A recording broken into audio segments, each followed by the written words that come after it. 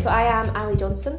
I am the lead policy officer in Scotland for the Office of the Information Commissioner.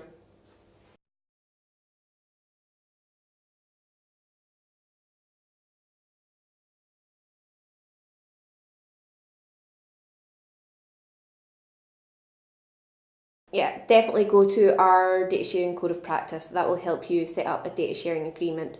When you do set up the data sharing agreement, it's really important to know what data is being shared, why it's being shared, what is going to be done with that data that you have shared.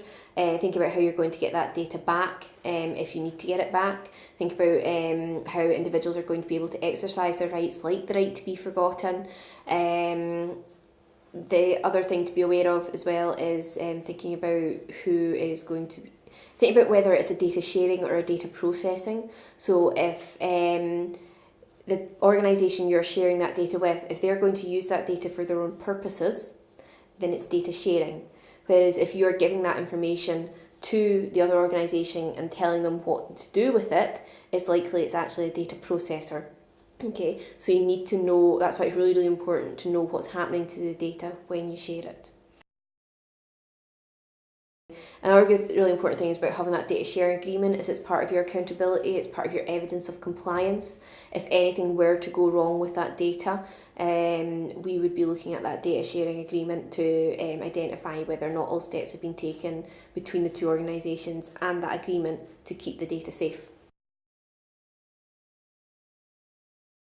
See, ultimately it's up to the organisations. The organisation is a data controller, and that data controller is who is ultimately responsible for that personal data and what gets done with it.